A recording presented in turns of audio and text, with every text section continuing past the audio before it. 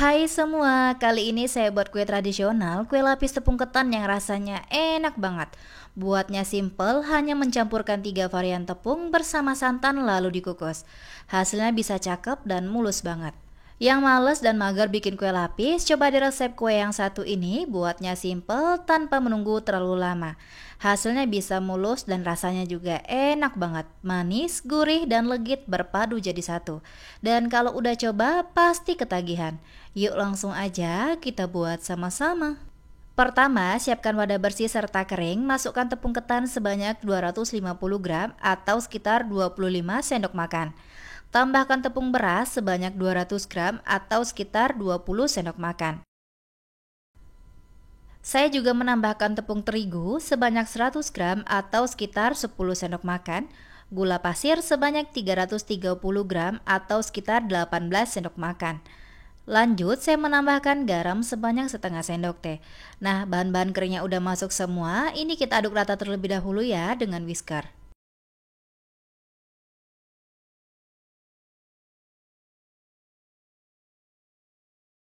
Bahan keringnya udah rata, lalu tuangkan untuk santannya. Saya masukkan santannya sebanyak 1300 ml, masukkannya secara bertahap ya. Lalu diaduk dengan whisker sampai tercampur rata. Untuk kue lapis ini wajib banget menggunakan santan yang kental serta menggunakan santan segar. Saya sarankan tidak menggunakan santan instan ya teman-teman, karena supaya rasa kuenya semakin enak, aromanya semakin wangi, serta rasanya semakin gurih. Untuk kue yang lebih awet, boleh santannya dipanaskan terlebih dahulu ya, dan gunakan santannya dalam keadaan dingin suhu ruang. Nah, supaya lebih wangi lagi, saat kita merebus santannya, tambahkan sedikit daun pandan ya teman-teman. Adonannya udah tercampur rata semua, jangan lupa ya disaring terlebih dahulu supaya tidak ada bahan yang bergumpal. Selanjutnya, dari adonan yang paling banyak saya bagi menjadi 3 bagian, ada yang 800 ml serta ada yang 400 ml. Untuk 400 ml saya menambahkan pewarna makanan berwarna merah muda atau pink. Diaduk rata ya sampai tercampur. Dan untuk pemberian pewarna makanan ini sesuaikan saja dengan selera ya. Dan warnanya juga bebas ya teman-teman. Untuk adonan 800 ml yang pertama, saya menambahkan pewarna makanan berwarna hijau tua dan sedikit pewarna makanan berwarna coklat. Dan ini opsional ya. Untuk penambahan pewarna makanan coklat ini sesuaikan aja dengan selera. Dan ketika diaduk rata, warna hijaunya berasa cantik banget ya teman-teman. Mirip banget seperti kita menggunakan daun suji dan daun pandan. Serta menurut saya kalau menambahkan pewarna makanan coklat seperti aroma kuenya sedikit lebih manis. Dan untuk adonan yang 800 ml yang kedua, saya menambahkan pemutih makanan sebanyak setengah sendok teh. Larutkan terlebih dahulu ya supaya mudah mencampurkannya. Dan untuk pewarna putihnya ini opsional sesuai saja dengan selera. Dan kalau tidak ada boleh di skip ya teman-teman.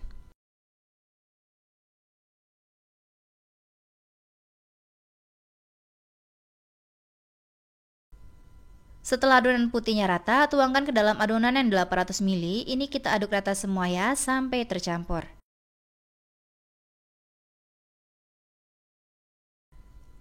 Nah, untuk adonan 800 ml yang dua ini saya bagi masing-masing menjadi 400 ml ya. Selanjutnya, saya siapkan loyangnya. Saya gunakan loyang tulban yang berukuran 22 cm. Jangan lupa dioles minyak sayur supaya tidak lengket. Untuk adonan yang pertama saya masukkan adonan yang berwarna hijau terlebih dahulu. Ini sebanyak 400 ml ya teman-teman. Lalu dikukus. Pastikan kukusannya sudah panas serta mendidih dan jangan lupa tutupnya dialasi dan kain bersih supaya uap panasnya tidak menetes ke dalam adonan.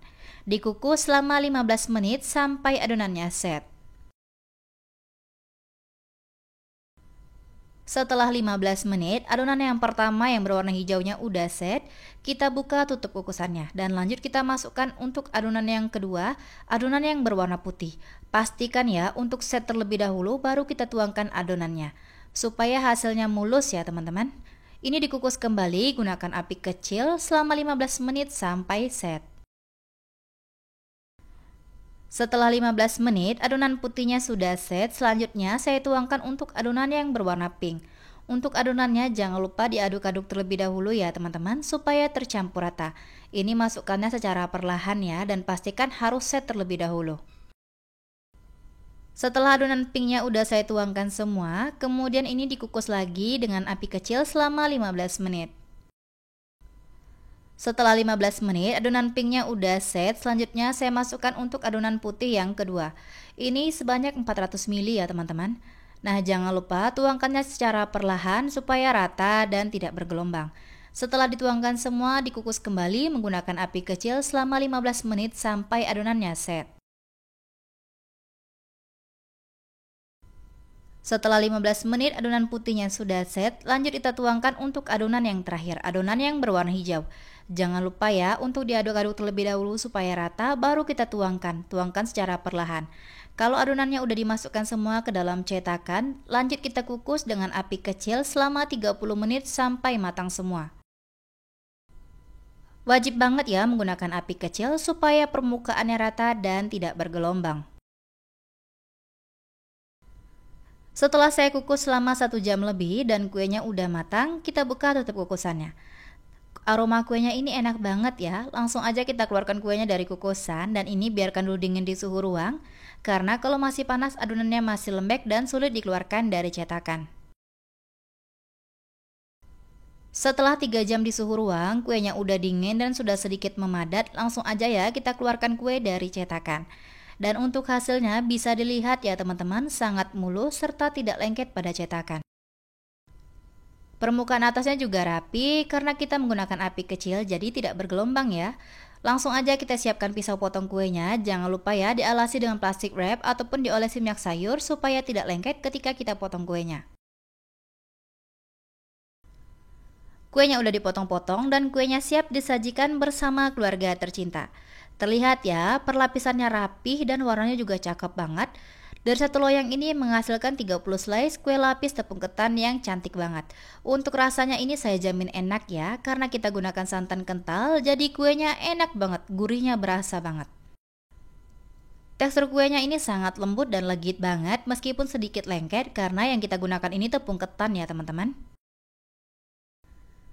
Resepnya wajib banget kamu cobain di rumah karena buatnya juga simple dan anti gagal. Cocok juga ya dijadikan cemilan bersama keluarga. Terima kasih sudah menonton video saya. Semoga videonya bermanfaat. Selamat mencoba. Sampai jumpa di video selanjutnya.